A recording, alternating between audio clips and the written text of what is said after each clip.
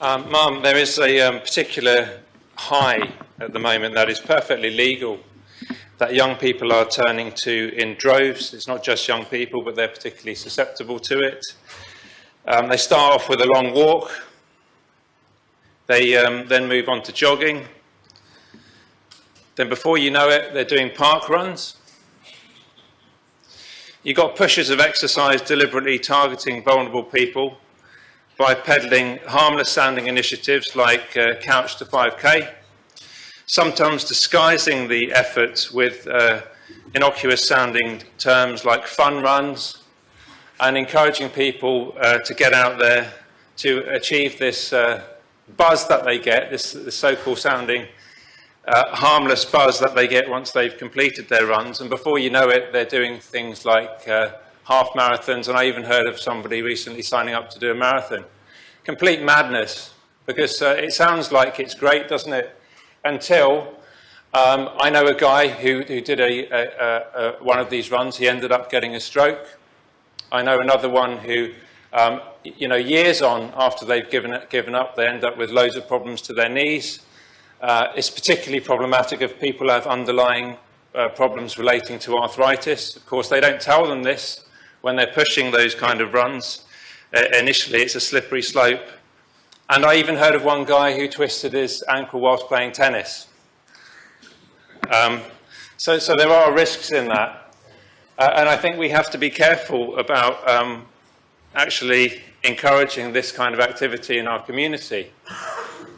And some of the speeches I heard earlier when it's talking about the risks associated with cannabis, I thought was out of the 1936 film Reefer Madness. I didn't think they could possibly be serious when we're hearing some of those comments.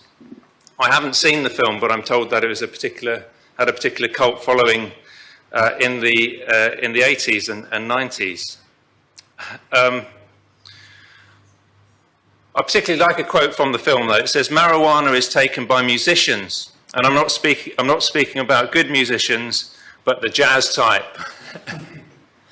So I hope we've come on a little bit since the 1930s, but a lot of that same propaganda that we would have heard in that film, and I think we are still dealing with today, and we've got to try and unpack that.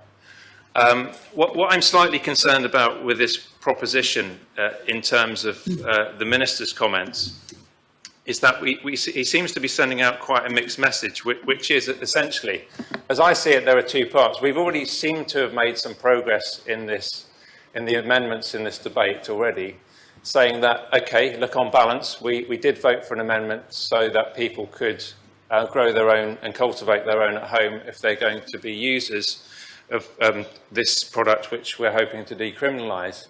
The Minister told us himself that he wants full legalisation, and we've heard some very capable arguments, I think some eloquent arguments put forward from the proponents of those who want full legalisation, so I don't need to reiterate those.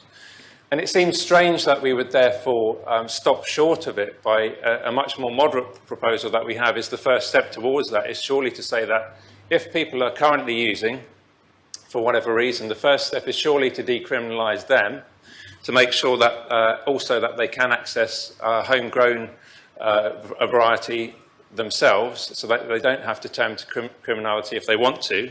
And then, of course, we let the Minister get on with it and do his piece of work about how all the rest of it ties in, and we might get to legalisation if it's the desired will of the future Assembly once he's come back with that piece of work.